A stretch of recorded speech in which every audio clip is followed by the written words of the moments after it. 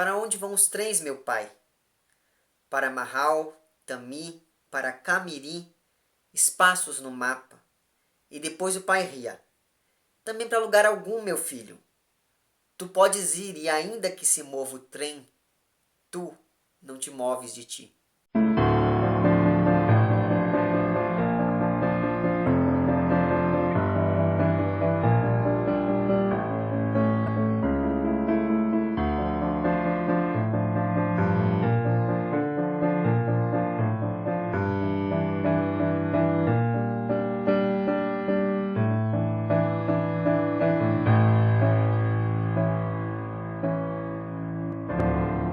Olá pessoas, esse é outro vídeo meu aqui na internet e no vídeo de hoje então vamos falar sobre o incrível Tu Não Te Moves de Ti, de Dona Hilda Hilst. Este livro aqui eu li para a minha meta literária deste ano, é um dos últimos livros em prosa que faltava para eu ler da Dona Hilda, enfim. Esse daqui então é um livro de 1980, ou seja, é o quarto livro em prosa da Hilda Hilst, né? O primeiro já fora publicado em 1970, se não me engano. E esse livro aqui é um livro que não faz parte nem daquela trilogia erótica da Hilda Hilst, né? Mas também não faz parte daquela fase obscena, digamos assim, daquela fase erótica da carreira da Hilda, que viria, por exemplo, em livros como A Obscena Senhora D. Este livro aqui, então, ele vai trazer como grande parte da obra da Hilda Hilst um grande embate entre o sagrado e o profano, sobretudo na segunda novela, ou na segunda parte desse livro aqui, enfim, que traz uma personagem que ela vai oscilar a todos os momentos entre o campo do sagrado e o campo do profano, como eu vou comentar um pouquinho com vocês mais pra frente. Agora, duas coisas importantes pra gente ter em mente quando a gente pensa nesse livro da Hilda Hilst, a primeira coisa, e na obra da Hilda Hilst como um todo, né? Mas como estou falando aqui só desse livro, vamos nos ater a ele. A primeira dessas coisas é o conceito de sagrado e o conceito de profano, né? O sagrado, a gente pode entender o sagrado como toda a realidade diferente da nossa, e justamente por ser diferente da nossa, é uma realidade que transcende a nossa realidade empírica. Portanto, é da esfera do sagrado tudo aquilo que é extraordinário, maravilhoso, anormal, incompreensível e principalmente intocável. O Agamben, né, aquele filósofo que eu ando citando muito ultimamente, ele tem um livro excelente chamado O que é o Contemporâneo, e nesse livro ele faz uma série de discussões sobre vários aspectos da nossa sociedade e principalmente sobre o tempo. E tem um determinado momento em que ele vai comentar um pouquinho sobre a religião. E ele diz uma coisa interessante, e a religião enquanto, digamos assim, organização de elementos sagrados, né? E daí ele diz o seguinte lá na página 65.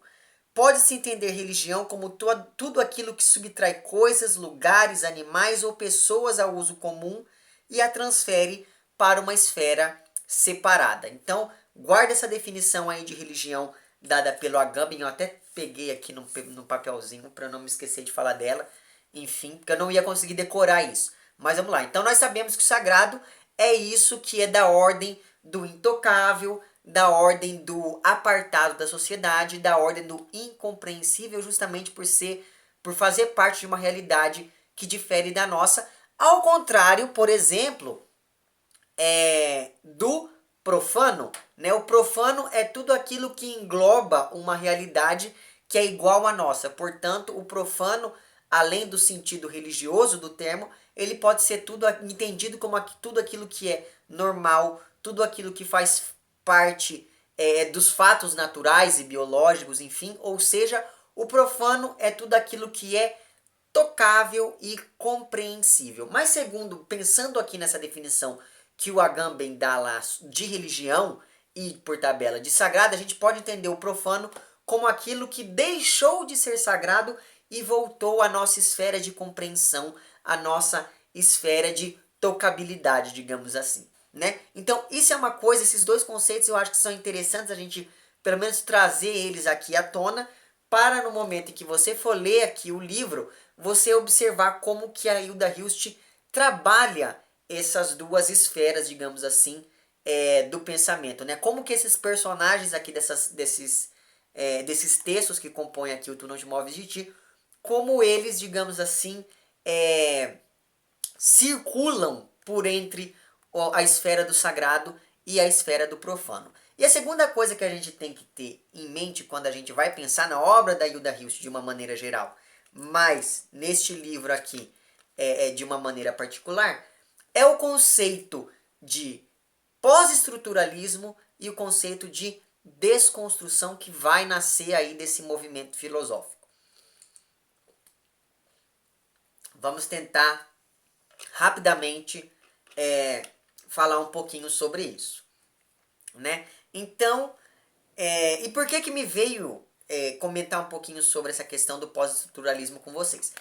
Porque esse livro aqui, a gente pode olhar para ele de duas maneiras. Ou a gente entende ele como 3 novelas distintas, ou a gente entende ele como uma novela só que tripartida, graças ao aprofundamento da temática e de alguns personagens que vão aparecendo aqui nesses 3 textos ou nessas 3 partes. Então, fica aí a seu critério ler e decidir aí o que é que você acha. Se isso daqui são 3 novelas ou se é um texto só. Mas enfim, e uma coisa interessante sobre este livro é que cada uma das partes da novela, né, desse livro aqui, vai receber como título o nome do personagem principal e um substantivo que de algum modo se relaciona com o conteúdo daquela novela. Então nós temos aqui a primeira, que é Tadeu ou Da Razão. Aí nós temos a segunda, que é Matamouros ou Da Fantasia. E nós temos a terceira, que se chama Axelrod ou algo do tipo, Da Proporção. Então isso é uma coisa que tem, esse Axelrod aqui eu acho que tem a ver com aquele negócio lá da roda axial do tempo, etc. Mas enfim, então, tendo essas coisas em vistas, vamos tentar explicar por que eu pensei nessa questão toda da desconstrução e do pós-estruturalismo. Quando surge, e perceba que aqui eu vou adiantar uma discussão que eu devia fazer mais pra frente lá naquela minha série de vídeos sobre a literatura brasileira, mas vamos adiantar um pouco isso. Quando a lírica moderna surge, quando começa -se a esboçar a lírica moderna com as figuras lá do Mallarmé e do Rimbaud, uma das principais coisas que chama atenção na lírica moderna como um todo é a questão da ruptura com todos os padrões vigentes até então. Né? Uma ruptura levada ao extremo até mais do que, por exemplo, a ruptura dos românticos. Mas enfim, essa ruptura total, digamos assim, com os padrões de até então, acabou gerando uma sensação de estranhamento na crítica, e justamente por conta dessa questão de estranhamento, surgiu um tipo de crítica literária especializada para poder entender a lírica moderna. E esse tipo de crítica especializada fundou, digamos assim, ou é um braço daquilo que a gente conhece como estruturalismo, que, por exemplo, lá na Rússia, esse braço da crítica vai ganhar o nome lá de formalismo russo. E perceba, olha o nome, estruturalismo, formalismo, todas essas correntes da crítica literária, elas de algum modo visam olhar para a forma do texto, para a estrutura do texto, tentando ter um entendimento absoluto do texto literário, graças a uma análise minuciosa da organização interna do texto.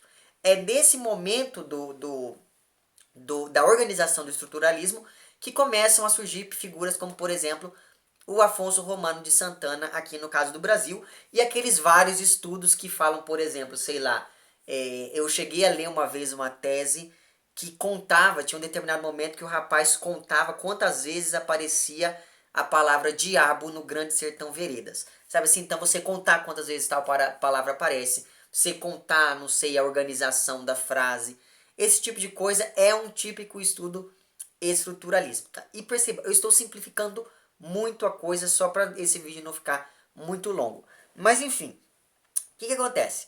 A partir da década de 70, começa a surgir uma corrente que vai ir contra um pouco essas questões estruturalistas. E essa corrente vai se denominar de pós-estruturalismo, com pessoas como, por exemplo, lá o Foucault e o Derrida e sei lá, quem mais? Esse povinho todo, essa patota toda aí, bem maluca. Mas enfim. E os pós-estruturalistas, eles buscavam o quê? Eles buscavam olhar para além da organização planejada pelo autor de um determinado texto, tentando observar a artificialidade dos modelos literários fechadinhos. Ou seja, eles tentavam olhar para a forma romance e tentar, a partir daquilo, desconstruir a forma romance, no sentido de tentar entender como que o romance é algo artificial. Porque o romance, você pode chamar uma coisa de romance, por exemplo, sei lá, você pode chamar Eles Eram Muitos Cavalos, do Luiz Rufato, é um romance, mas o Madame Bovary, do Flaubert, também é um romance. E se você for pegar lá o Em Busca do Tempo Perdido, é um romance também. Então perceba que existe o romance, eu estou pegando só esse gênero literário para ficar uma coisa mais fácil. Por ser um gênero extremamente proteico, a gente pode observar essas várias mudanças na estrutura daquilo que a gente denomina romance. E é justamente por conta disso que os estudos pós-estruturalistas visavam ali, dentre várias outras coisas, tentar desconstruir essa ideia que a gente tem do que é um romance. E nesse sentido, então, trabalha-se com o conceito de desconstrução, ou seja, a gente vai estabelecer o significado do texto através do esboroamento das estruturas fixas e consagradas. Isso quando pensando na literatura. E é claro que o termo desconstrução, ele ganha uma amplitude cada vez maior quando sociólogos e filósofos começam a se utilizar dele em suas respectivas áreas, e daí existe aquela ideia toda de você desconstruir as estruturas sociais fixas e consagradas, né? Do que é família, do que é o Estado, do que é a mulher, e etc, etc, etc, etc. Bom, tendo tudo isso em mente, vamos voltar aqui ao romance para esse vídeo não ficar extremamente comprido. E perceba, eu fiz uma pincelada rapidíssima só para a gente poder entender como que tudo isso se articula. Bom, então nós temos na primeira novela aqui, né, no primeiro capítulo, se você preferir, enfim, que se chama lá Tadeu dá o que mesmo? Esqueci o nome. Tadeu dá razão. Nós temos então esse personagem chamado Tadeu, que é um homem de meia idade ali com seus 50 anos, ele é casado já faz 30 anos, e ele já começa a novela em crise. Ele está extremamente insatisfeito com a vida, com o serviço. Ele é um empresário de sucesso, mas quando ele alcança o máximo de sucesso que ele consegue, ele percebe que a vida dele não faz muito sentido. Então, ele fica insatisfeito com esse serviço, ele fica insatisfeito com a própria vida, ele fica insatisfeito com o círculo de amizades que ele tem, e ele fica insatisfeito, sobretudo, com o casamento dele com uma mulher chamada Ruth, que é uma mulher que fecha os olhos para todas essas angústias do marido e quer sempre que ele seja cada vez mais um bom empresário e cada vez mais rico e esse tipo de coisa. Então, só que uma coisa que me incomoda bastante nesse personagem é que apesar desse desconforto, apesar dessa insatisfação que ele está sentindo, ele não faz absolutamente nada para mudar. Ou pelo menos ele não faz isso em um primeiro momento da novela. E isso é uma coisa que me incomodou bastante dentro desse primeiro texto aqui. E uma coisa sobre esse casamento do Tadeu com a Ruth é interessante que eles já incorporam essa ideia da desconstrução, como eu estava falando para vocês. Por quê? Porque eles desconstroem toda aquela ideia da posição ocupada pelo homem e pela mulher dentro do casamento. A gente percebe ali que há uma inversão de papéis dentro daquilo que a gente conhece convencionalmente como o lugar que a mulher e que o homem devem ocupar dentro do casamento. E daí você vai ter que ler a novela para você saber exatamente do que eu estou falando, mas apenas um exemplo para que fique claro aí. A mulher que sempre é tida dentro da história da literatura, não que eu concorde com isso, eu só estou constatando um fato. Dentro da história da literatura, geralmente é muito comum a gente ver homens extremamente racionais e mulheres extremamente sentimentais. E aqui ocorre justamente a inversão desses valores todos e ocorre inclusive digamos, a mulher ela é muito mais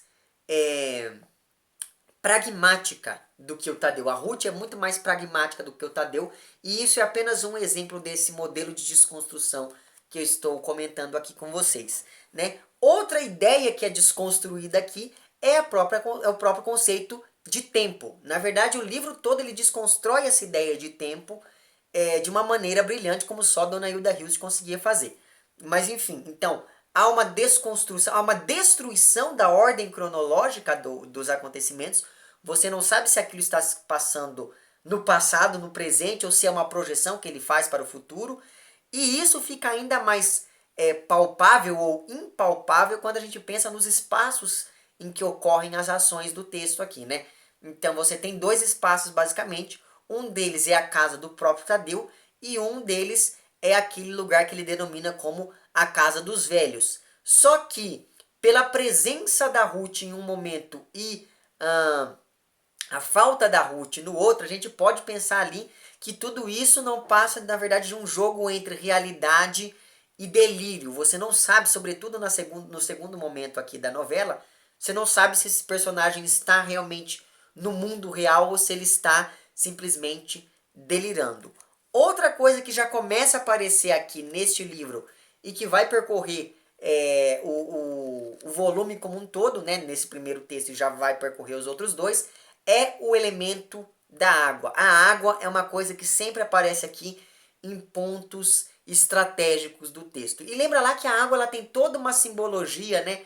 A água então, enquanto elemento de renascimento, quando a gente pensa lá na questão bíblica, né, de Jesus renascendo da água, depois de ser batizado lá nas margens do Rio Jordão, etc, etc. Então você perceba que há toda uma ideia de água, uma simbologia envolvendo esse elemento que vai ser muito utilizada aqui pela Hilda Hilst, sobretudo naqueles momentos que remetem a algo sagrado, como eu estava falando no comecinho do vídeo. E sobre essa questão toda do sagrado, é muito interessante que dos personagens aqui a gente pode dizer que o Tadeu ele é o mais sagrado dentre esse panteão que a Hilda Hilst constrói aqui, né? Ele tem o viés mais intocado, ele é aquele que mais se aproxima da santidade, e isso é uma coisa que deve ficar bem clara na sua cabeça quando você estiver lendo, sobretudo essa primeira novela. Na segunda novela, que é a minha favorita, que é lá o Matamoros ou da Fantasia, a gente tem uma história que já vai prenunciar muito do que a Hilda Hilst faria, por exemplo, no Caderno Rosa de Lori Lem. Já tem vídeo sobre este livro no canal, vou deixar o link para ele lá embaixo. E essa segunda novela é uma novela anterior à primeira temporalmente. Ela aconteceu antes da primeira, mas ela é colocada aqui em um segundo momento dentro da organização aqui do texto. Mas enfim, e ele vai falar basicamente da história dessa menina chamada Maria Matamoros, que desde muito cedo é acostumada ao sexo.